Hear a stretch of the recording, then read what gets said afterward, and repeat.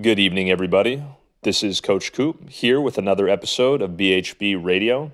Tonight, I am joined by professional swimmer and Olympic hopeful Michael Andrew. Michael is actually here to give us a bit of a peek behind the curtain as he guns for a spot in the very next Olympics. He's going to give us key insights into his own health, nutrition, and training regimen. If you're an athlete, this is a no-brainer. You're going to pick up a ton of gems that you could introduce into your own routine. If you're an everyday person listening, there's actually a ton for you here too, whether it comes to fueling your active lifestyle, ways to train, or even your own in-gym performance. There's a ton of nuggets here. I'm looking forward to introducing you guys to Michael and finding out what he's been up to. Without further ado, let's get this show on the road. Good evening, everyone. This is Coach Matt, and you are listening to Better Health and Body Radio, your source for the latest and greatest information and understanding in the world of health, nutrition, and performance, where we give you a seat at the table next to the best and the brightest minds to arm you with the information you need to optimize yourself. Join us for another exciting, thought-provoking episode of BHB Radio, starting now.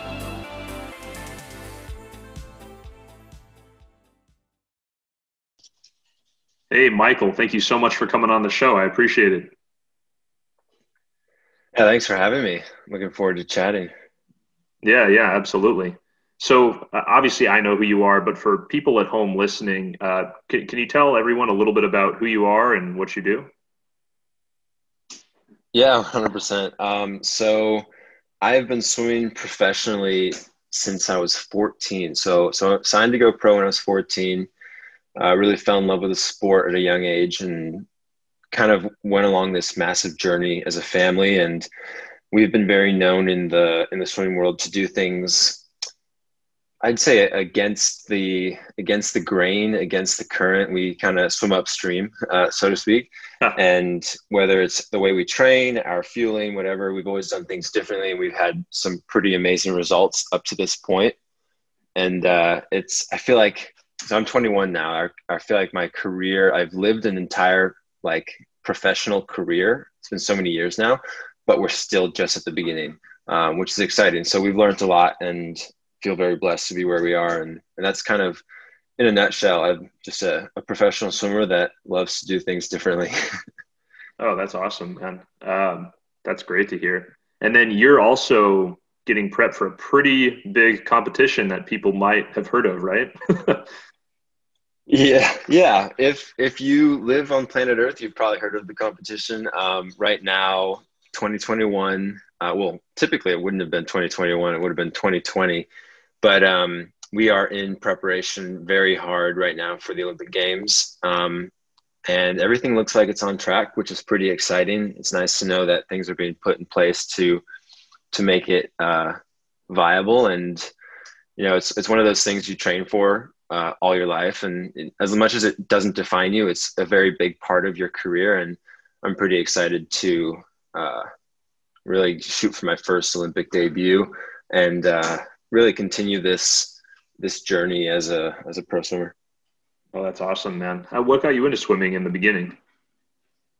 Yeah, so when I guess kind of with my parents are always very athletic. Mom was a gladiator. My dad dove in South Africa on their naval base, or not their naval base, their Navy. And he swam, played rugby. So very athletic genes. And when we were living in the US, when we moved to the States, I was always athletic and kind of running around. I played a lot of football, a lot of soccer. And my mom actually thought I would be in some sort of ball sport because I was always jumping the trampoline, throwing and kicking stuff. And one of our neighbor actually introduced us to the local swim team. And I think it was more because I was maybe being irritating or leaving footballs and soccer balls in the field all the time. And so like, this kid has way too much energy. Let's get him in the pool. And I was 8, I believe at the time, got into the swimming kind of scene, fell in love with the water, really quickly progressed. And then, the rest is history. By the time I was 10, I was breaking national records and started gaining recognition. And then we started my parents really saw a gift and a talent and were like, hey, let's cultivate this. Let's do something crazy. And and just see how much of a gift God has given Michael to swim, and it's been a pretty cool ride so far. But that's kind of where it started. I was about 8 years old. We were living in Aberdeen, South Dakota, and thanks to our neighbors for pushing us into swimming. Oh, that's awesome. And who knows, maybe, sometimes you'll take someone who's a tremendous athlete in one sport and they're good in other things. Like, Russell Wilson, I believe, could have played in the MLB, or LeBron probably could have played in the NFL, for example. Right. No, I 100% agree. I think there's something that you see in a lot of the elite athletes in the world, and it's even less of a capability, but it's like a mental determination, where it's like whenever they put their mind to something, whether it's a sport or a business or something, they're going to have success. They find the ways, they research, they study, and they sacrifice and work towards their goals, which is what we've done. And it's been pretty exciting to see. But yeah, I often wonder that too. It's like, maybe had I lived here in Southern California, maybe I'd be a pro surfer or some other sport. Like, who knows? Totally. Yeah. That makes a ton of sense. I mean, a couple things. Like, for me, that's, I stopped playing sports at a young-ish age. And now it's like I work in my own practice. Obviously, I do this show, which is like getting the greater health, performance, wellness messages out there. And then in my own practice, I work with, pro athletes all the way to people with neurodegeneration. And it's like I'm semi healthily obsessed with it, I would say. So well, it's like I'm awesome.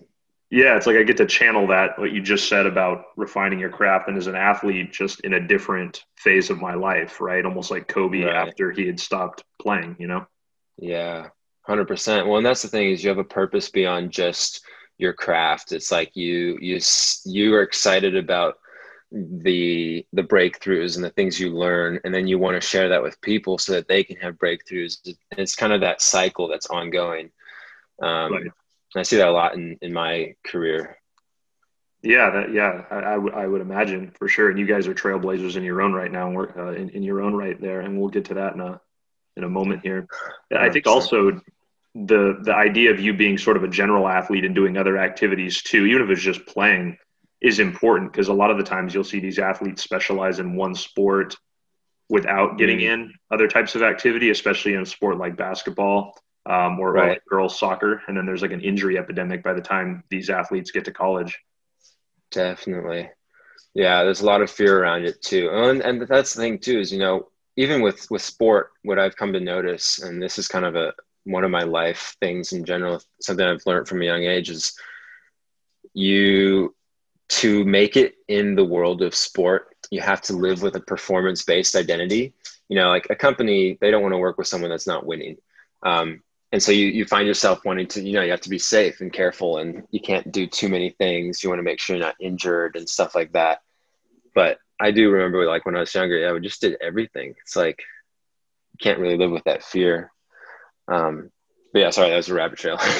No, it definitely is relevant. And I think people at home, what they can take away from that is that even if you are really in love with one thing, whether it's something like swimming or something like strength training, whether it's doing new movement patterns in the gym, or like still, playing pickup sports, even if you're not an athlete, like that, doing those things as long as you can, will promote a lot of longevity in your body and a lot of enabling ability for people to be active when they're older. And then if you're an athlete listening, It's like, if you're an athlete listening, you're just training different motor programs and building a resilient body for your own sport. No, I think it's huge. Like, yeah, I even think there's a side of doing other things. It's almost becomes a therapy. Like for me, I surf a lot. I skate a little bit, like just cruising. I don't do any crazy tricks. When I lived in Kansas, I rode dirt bikes. Like, we do all the fun things, and obviously there's risk involved and there's danger, but you can control that amount of danger by where your mind is at and what you want to accomplish. And so, when I go surf, if it's massive overhead surf, I'm very careful. Like, I know where I'm taking off. I watch out for certain sets that are closing out, because I know, like, you can get injured pretty quickly doing something like that and ruins your career. But at the same time, you want to be able to have those things that you enjoy and takes you away. And for me, being able to be in the ocean is is a place where I find a lot of peace and calm away from the grind of training, which I think is huge because it gives me that balance and the opportunity to kind of decompress from that world. Because you see a lot of athletes and even business professionals get into this cycle of being so hyper focused on their job, and it eventually takes the joy and the fun out of what they're doing because their perspective is so warped because they don't have anything outside of it that brings them joy. And so that's one thing I've noticed, especially in 2020 with the weird year that it was, is I was able to step back a bit from the sport and gain a lot of perspective on relationships and things that I can do outside of the sport, but still maintain my seriousness in that kind of cutthroat drive for performance. Yeah, very, very well said. Essentially you just spoke to the importance of balance. And I think sometimes like people get so caught up needing to do something for work or needing to do something to better themselves, health, fitness wise as an athlete, that it can kind of feel like any time not spent doing that can, almost, at least for me, I've gone through phases where it was like making me anxious. And then it was like, well, no, like almost any time without fail that I like give myself a break and just go relax and play, I absolutely can move.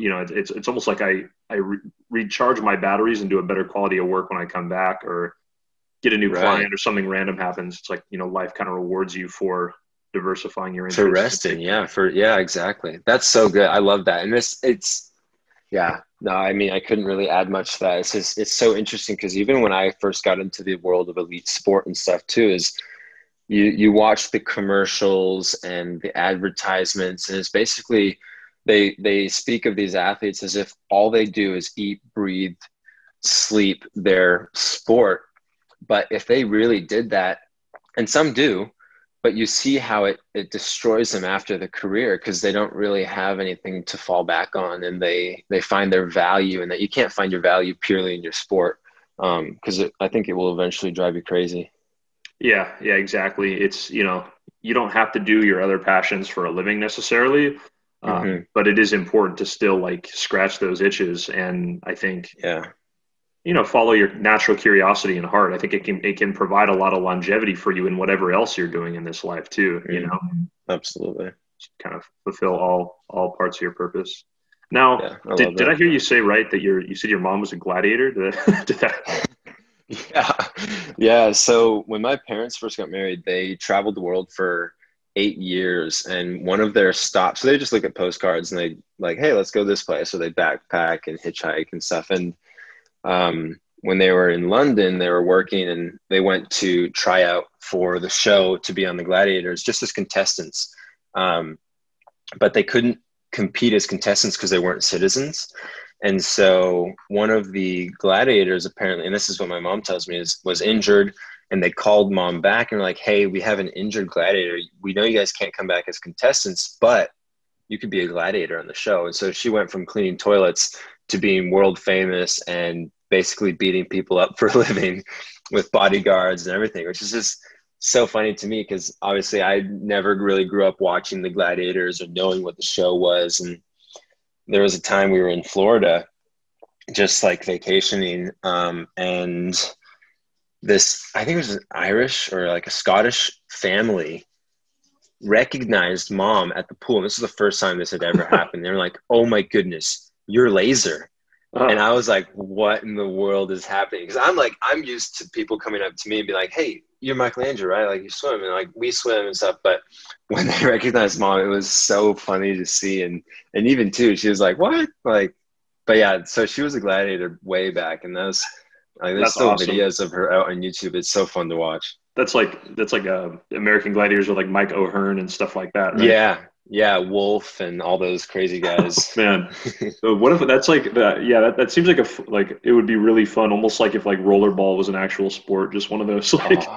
You know what I mean? Incredible. Yeah, like they need to do like a remake and modernize it, make it look super sick. Oh yeah, I could see someone doing that. Yeah, maybe have little Um, like American Gladiator pop-ups out here in LA or something like that. Just give people like an outlet for their stress. Speaking of balance. oh, that would be so cool. Yeah, like a combo of American Gladiators, Wipeout, and Ninja Warrior, all just Yes, like a mash. I'd be down. Speaking of circling back a little bit, how's your body feeling coming into this prep? Yeah, so it's been really interesting. I had COVID in middle of December. And so it was actually a great time to get it for me because I was taking some time off anyway just to recover after a racing season I had in Budapest. And when we came back into the pool, things were still kind of shut down. We didn't really know what our schedule was going to look like. But over time, we've been very fortunate to have an awesome relationship with the YMCA here. And so they've been giving us all the pool access we need to train and basically partner with us on this kind of journey to the Olympics. And my body feels amazing. So we're in the middle of week 4 now of just loading and basically putting as much endurance and stuff on the body. And it was really challenging in the beginning. Not that I hadn't lost any like fitness. I had lost a good amount of endurance. So I was still strong and fast, but I couldn't hold it for very long. And now, just over these 4 weeks, it's been crazy to see how quickly I've regained that.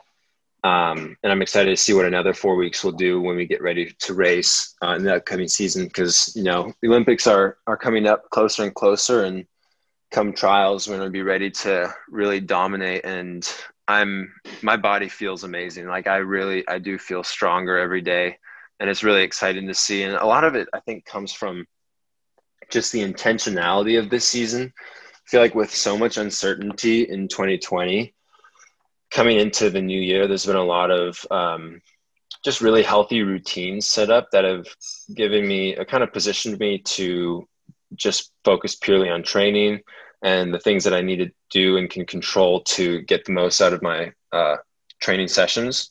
And then focusing a lot on recovery and what I eat, enabling all that growth to not be wasted time. Oh, that's great to hear. Yeah, it sounds like you're really hitting your groove. Go 100%. as you ideally peak coming Definitely. into the No, summertime. I'm very excited for where we are. March of 2020 was crazy because I was definitely at prime fitness. I was swimming fastest times in the country and really kind of changing as an athlete. I was starting some more 200 IM, and so a little longer distance than what I used to, because I'm primarily a sprint athlete. I've always focused on the sprints, but 2020 was the first time we started to add that 200 IM, and now we're training with a bit more of a focus on that race, and I think it's going to be awesome to see where I can be come trials. We've got some very, very lofty goals, and I think we can definitely achieve them if we stay true and focused on the routines. Yeah, absolutely. I mean, and I think that walking that careful line of like pushing yourself enough to progress and then tapering to like peak at the right time and not overload your system. That's always like a fine line that, I'm walking when I'm working with athletes as well. Um, now, Absolutely. now in that, can you talk to us a little bit about what your training is like? Yeah, definitely. So our routine right now, so I'll kind of give you a roadmap for like what our training week looks like, and then I'll go into more like the specifics of how we train. Because inside our sessions, hey guys, stop. Sorry, the dogs are going crazy. All good. Got Inside family. inside our sessions, we train with a method called USRPT. So it's ultra short race pace training, and the principle behind the methodology of USRPT is specificity. So whenever we train, we understand that our brain codes all these movements through repetition. And so in order to get an output that you deem desirable, that you want, you have to swim that time, that velocity, that specific stroke pattern constantly, so that your brain knows, okay, this is what I need to do on the day. So it's just like coding these movements. And that's what we do, is every session will look the same except for the stroke and possibly the times as they evolve over the weeks. So as you get conditioned, your times get faster, the rest becomes less, and your body adapts to these markers. And then when you come to race, I've noticed, and it's been kind of crazy, is like I will know going into a meet exactly what times I will swim based on the weeks prior of training, because it's so specific and accurate to the racing, which is really exciting. So just being super specific to racing. And then going back to just what our week looks like is Monday. So right now, Monday, Tuesday, I'll triple. So I swim 3 times. I'll do 2 hours in the morning, an hour at lunch, an hour at 5 in the evening. And then, so that's Monday, Tuesday. Thursday, I do another triple, same kind of schedule. Wednesday, Friday, and Saturday are singles. What differs between those days is Wednesday in the morning, it's just 2 hours, but it's a recovery swim. And so we realize, having 6 training sessions on top of the 1 gym session we have on Tuesday, there's 7 workouts that are very high intensity, heart rate is up, lactic acid is being built, glycogen stores are being depleted. So we use Wednesday as a full-on recovery day. So easy swim, smooth, feel it out. And then the rest of the days I have freedom to go and surf or hang out at the beach or just sleep at home. And then we go back into Thursday with another big loading day. So we create this breakdown, and you've got a little bit of lingering fatigue that comes from Monday through Wednesday. And then you hit Friday. Friday, we do a single, but we want it to be a big, heavy single. And so we kind of front load that session. We do a lot of 50s at 200 pace, really specific on times. And then Saturday is race prep. And so it's kind of, we call it suited Saturdays. So I'll put a race suit on, dome cap, we'll get on the blocks and we'll do races. And it's basically just a marker for every week. So we can look back and see, okay, how has my body adapted to the fatigue from this week versus last week, and how have I been able to perform better or worse? What kind of things have gone into it? And we document everything because the routine is so laid out and consistent. I know exactly what I'm eating, when I'm eating. And so you can kind of see these trends, which has been really cool in the training, is then you can look back and see, okay, this changed. Maybe this is how it affected my body. And outside that, we do 3 times gym each week, which would be Tuesday, Thursday, Saturday. So it's a lot of time, a lot of working. But it's really interesting how, even though it's been more time in the pool than I'm used to, because pre-COVID, we just would double 3 times a week and then single.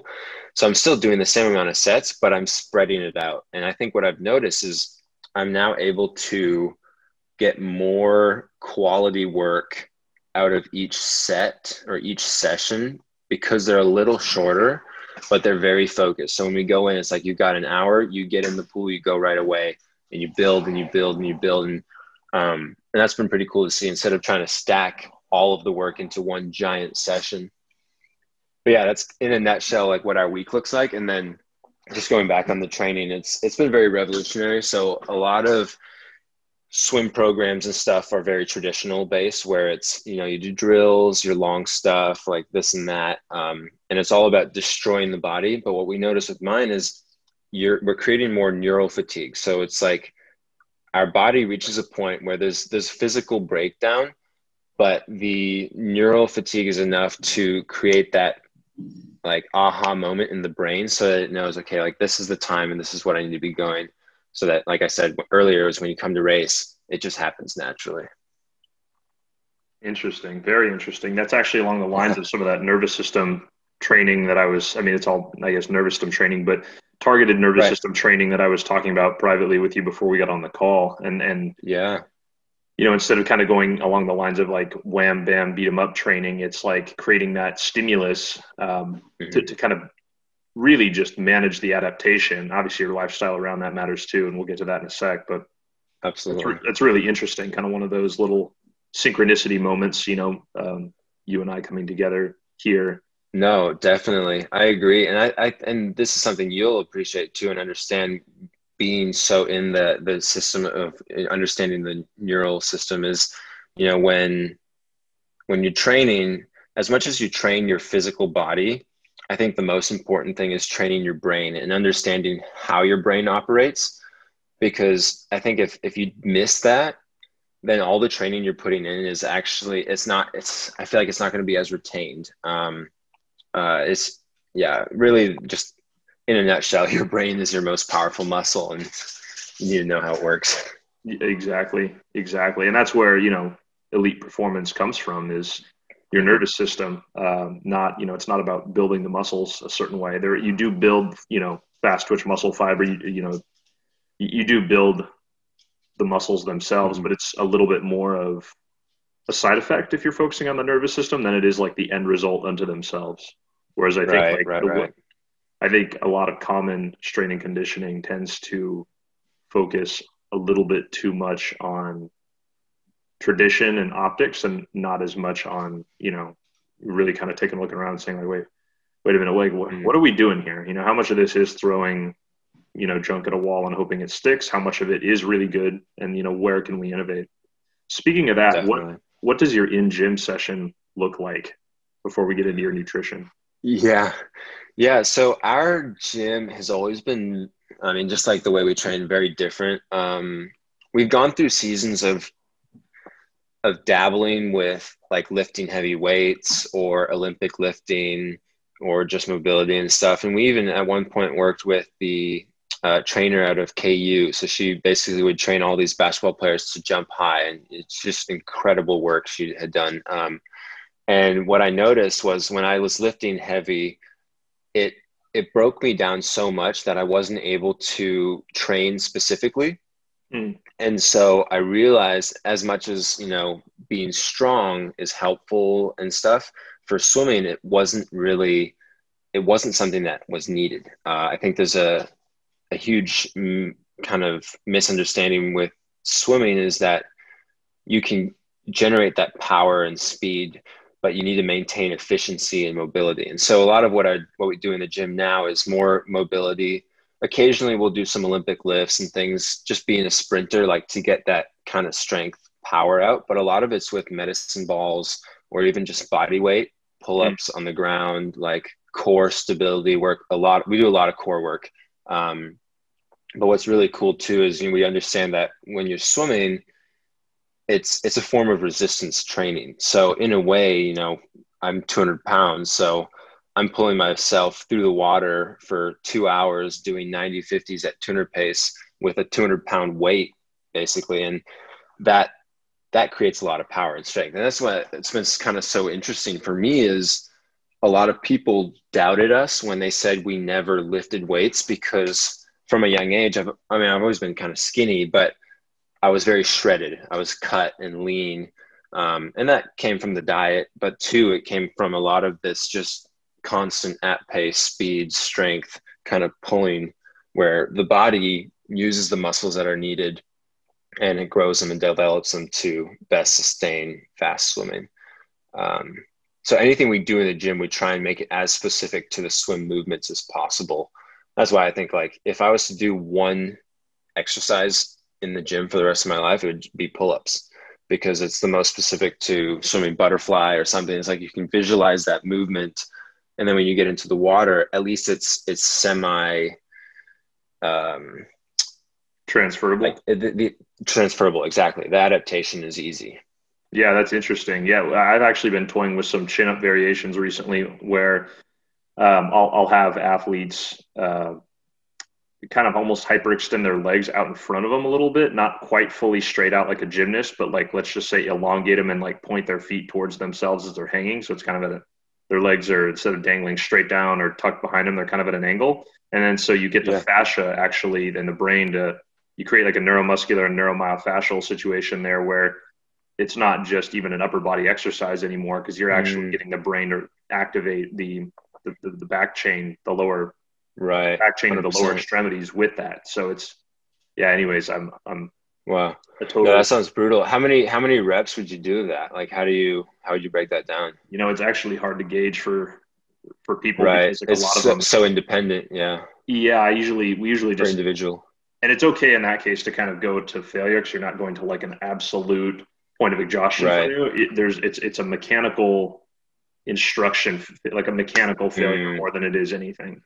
Right. That And makes so sense. some people can only get in several reps in the beginning, or a little more. Yeah. But yeah, if you come by the facility sometime, I can always show you. Yeah, that would be fun.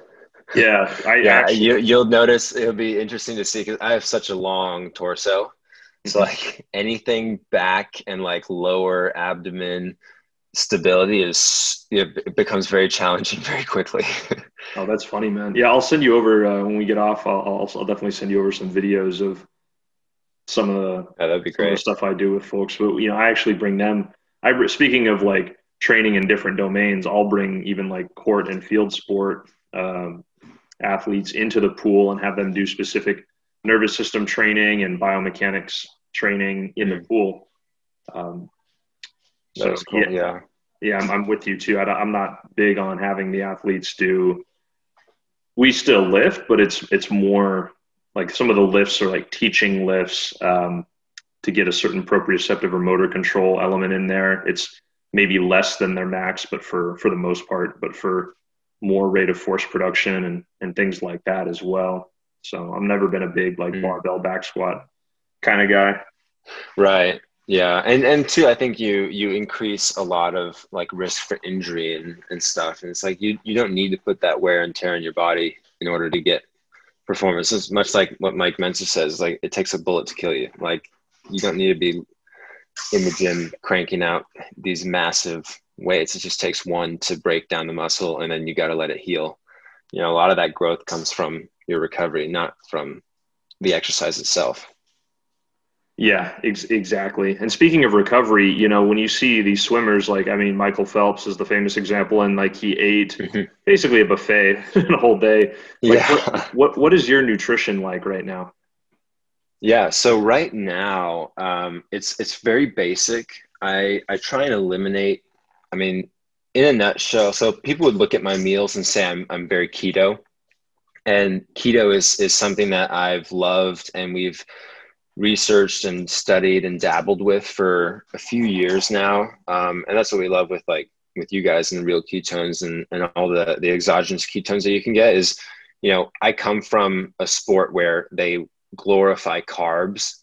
Obviously, I mean, I feel like all sports kind of glorify carbs still, except for maybe like your long distance runners. Hmm. And we wanted to see, is there a way that I can kind of dabble with both?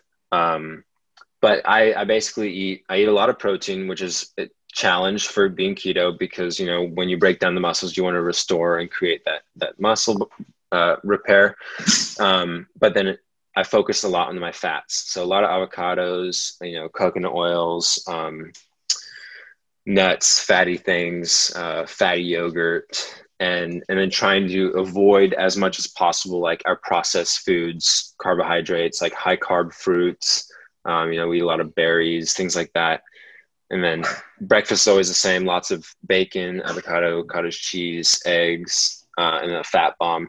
And so that's kind of the thing is like we're basically, I'd say keto. I haven't tested and I haven't tested in a while, and most of it's just because as much as everything's so calculated and kind of watched over with a fine tooth, like when it comes to food, I understand like I work so much and train so hard that a lot of it's going to be burnt anyway. And which is cool because I can kind of get away with a little more carbohydrates than most. Hmm. Well, obviously the regular human, but even for some athletes because of the amount of work we do in the pool.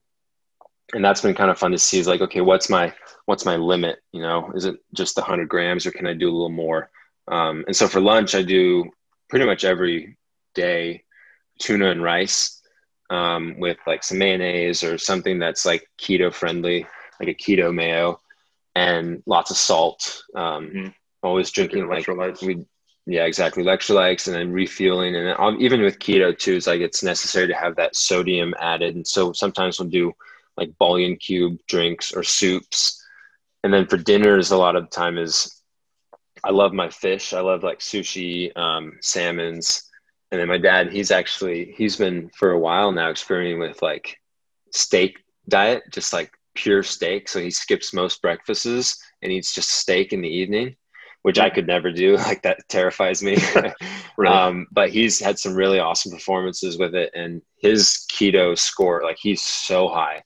But yeah, I don't think I could ever do that. Yeah, yeah. I mean, like you said, you're using so much type 2B, ultra fast twitch muscle fiber. I mean, those are better fed Exactly. glycolytically or with carbs. So I think this also is a good takeaway for people listening is like, I think you can almost wave and weave, and situationally when you do need more carbohydrates, you use them almost like your car. If your car had a different fuel system for the freeway versus around town, right?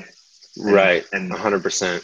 biasing Well, more. and that's a perfect like word picture too, because when I'm training, so through a like say a few weeks of a training block, I'll be lower carb, like close to keto, pretty much keto fully.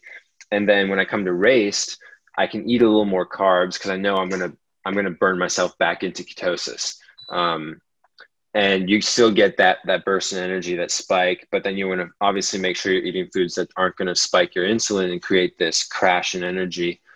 And that's the tricky part, which really just comes through experimenting and I think understanding your body and being able to have as little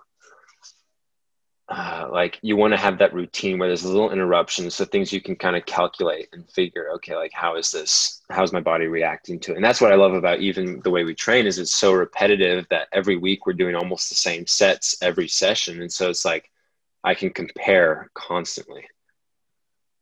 Oh yeah, absolutely. I mean, you can just get, feedback, right? Like that's what a lot of this tinkering is Instant, about, yeah, whether it's with your training or nutrition. I even tell people nutrition is information that you're sending into your body. absolutely. You can kind of tinker with it. But yeah, I mean, I'll have clients of mine, and people at home listening, it's like when you're using more of your fast twitch muscle fiber, like those are times where you're going to need a higher level of carbohydrates, and you shouldn't worry about exactly where you're at in ketosis necessarily so much as you are about the bigger picture of, am I getting healthier? Am I recovering? Am I getting faster, stronger, Yeah. what better body composition, whatever your goal. And then, being maybe a little bit more like fat biased on days of rest and recovery, which for your everyday individual, probably going to be over half the days, right? Like something more along the lines of a lower, in context, lower carb approach, getting more of those energy systems from fat, which is where it can be energy from fat, or the oxidative energy system, which is what you tend to run on when you're just at rest doing nothing or doing something simple like a biking around town.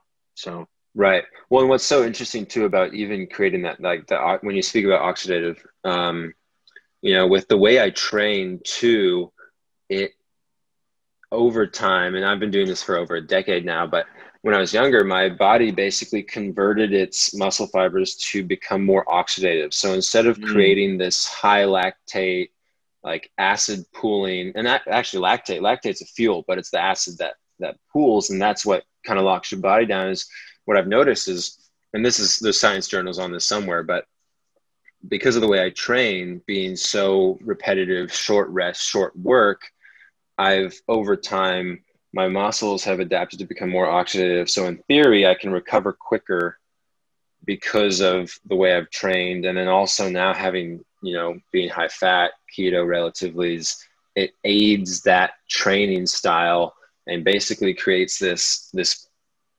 ecosystem in my body to where everything just kind of works in unison.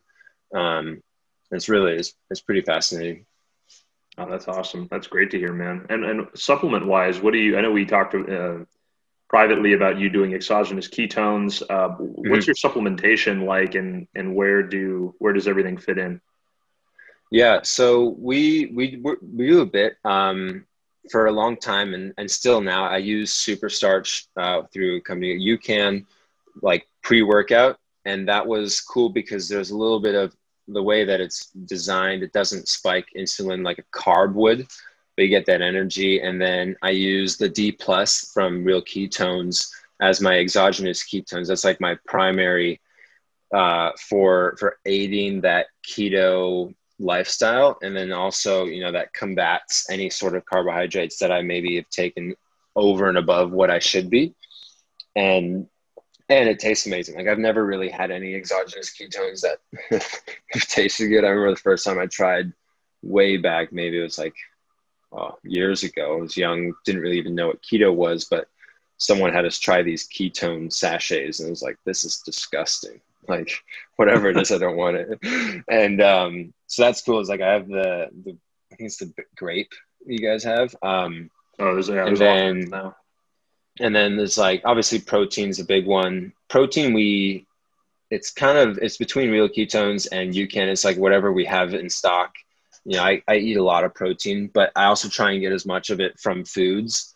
Right. Because when you train so many times a day, it gets pretty heavy in your stomach to have 4 protein shakes, you know. And then of course we add like our creatine, and we do other like pills just to kind of supplement as much as possible. Is like, because I don't eat so many foods and stuff, it's easy to get like your CoQ10, D-ribose, I think it's L-citrulline, and there's other just like regular like vitamin D, vitamin C, like things that your body needs. And if you go overboard, it's just going to it'll just get out of you anyway. Like it's not going to harm you, which is nice to have. You know, fish oil. So those kind of things that just small, but aids that recovery cycle and helps your body just become a healthier vessel overall. Awesome. Yeah, I know I was in on some of those discussions when we were talking about using designer carbs or performance carbs like UCAN that actually have very specific time release on them, so they don't spike your blood sugar as much all at once, and you have fuel for now and later. So Right. those are something that, you know, people listening can experiment with for their own Absolutely. workouts, a way to get energy without taxing the adrenal system as well. Right. Pre-workout would.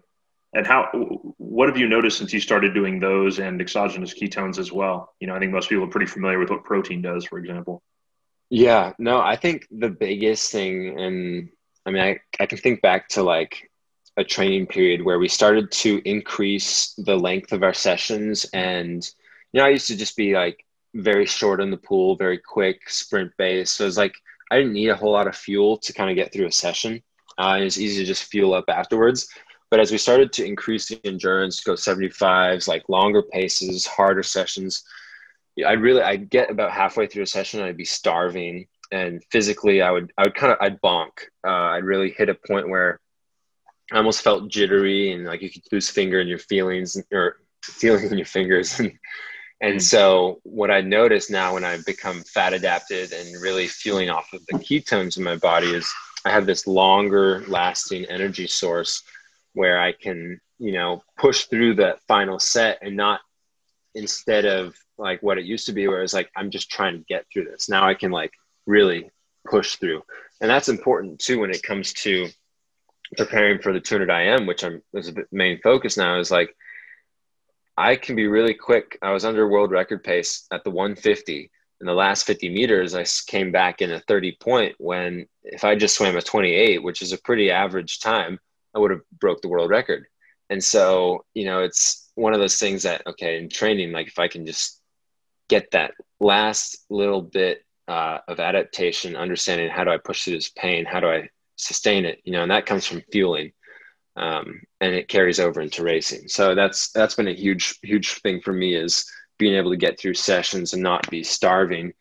And you know, what I notice is as you become fat adapted is you really don't crave unhealthy things, and you don't, like my meal portions aren't massive. And that's one thing that was kind of crazy. Is like, even with now I don't think Phelps and Lochte and them were actually eating that much food. I don't know if it was possible. And I also think if they were consistently, they'd be diabetic and their body would just be destroyed. So that'd be kind of interesting to see. I just really, it's hard to believe. Do you think it was more like maybe a cheat day or something that got kind of yeah. I think it was like a once in a while. And also, you know, with any sort of media outlet, a regular diet doesn't sell papers. Like, it's easy to blow things out of proportion for the sake of a story and an agenda. And so, yeah, but that's just me like speculating. But But yeah, no, I definitely, being fat adapted, don't eat massive meals. Like I know when I'm filled, and the energy comes from the fats. So Right. it's been fun. Awesome. Yeah, good. I always enjoy picking the brain of people just as something of a health and performance anthropologist, just to, Mm. learn these things. So let's No, it's really cool. let's see. You're also now, if people want to like really learn how you're doing this, who are listening and want a little help integrating it themselves. You mentioned that you're starting something of a training platform for people, right?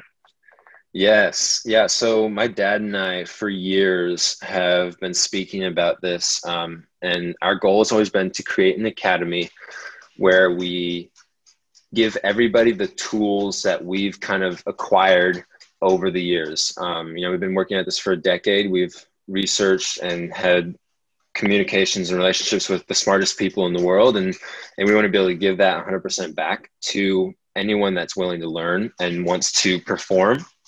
And so over the 2020 kind of months of quarantine and time locked away, we spent that time creating a MA Academy, so the Michael Andrew Academy, where we'll go over quite a few things. We've got courses on my training as a swimmer, and then we've got, our gym, nutrition, and then we're going to be working on psychology and the mental performance, the side of things.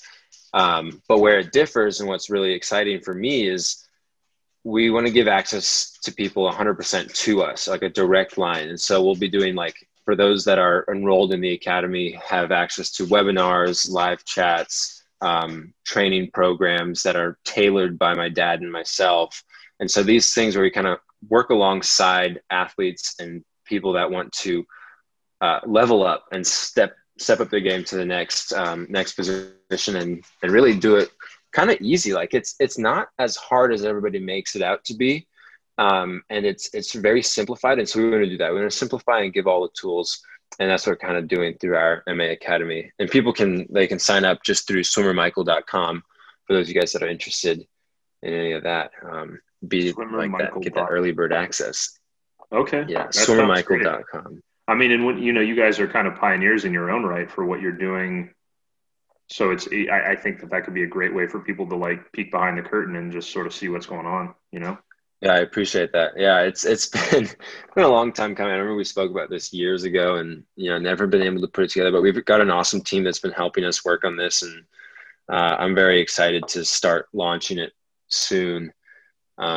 I think it can be a huge game changer, and it's been cool to see how over the years people have come to know our heart for swimming and our heart for the sport and just who we are as people. And initially they didn't understand us, and they doubted us, and they said all sorts of things about the way we did things. But now they see, over the years we've stuck around and we've stayed true to who we are, and the performance speaks for itself. And so we're excited to give it all back and help others become successful. Yeah. Well, I think too, the more people see like your intentions and where you're coming from, and the fact that you're just you're in search of best practice. And then even if it's different than the norm, I don't think anybody should fault another for doing that, especially if they're just trying to do the best they can with what they have to try to figure things out, Absolutely. And in many ways, we're all just doing the best we can with what we have. Well, hey, listen, Michael, I really appreciate you coming on. Maybe we could do another interview in the future, perhaps sometime after the games when you're less busy, and, catch up. Yeah, I'd love to have you on. That'd be great. Thanks so much for having me. Always enjoy speaking.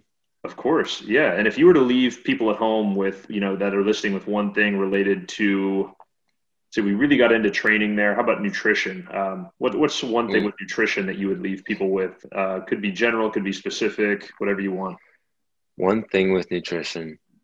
I think if you're to do one thing when it comes to your nutrition, it would be, well, this is kind of two things. Cut out as much as possible all the sugars. So any sort of like sugary fruit or even candies, like just processed sugars, cut it out. And then also cut out anything that's like very genetically modified, like breads and cereals and things like that. Like that's a really good starting point, and you'll see huge gains just from that. But it takes time, and it's hard because your body's so used to those cravings But I think if you can cut those out and really just eliminate it from the household, eventually you will forget about it and you'll replace it with other healthy, yummy foods that, you know, can give you the fuel and energy that you actually need. Right. Yeah, absolutely. Well, very well said. I've noticed too that since I've cut out, at least all regular consumption of table sugar and, pretty much all for the most part, of an occasional little dark chocolate, and just mainly stuck to the sugars that I naturally get through fruit, I've just felt heck of a lot better, honestly. Definitely. That's so good. Anyways, thanks again for coming on. Everybody at home, thank you so much once again for inviting us in your homes. We really appreciate it, and looking forward to seeing you guys here next time at BHB Radio.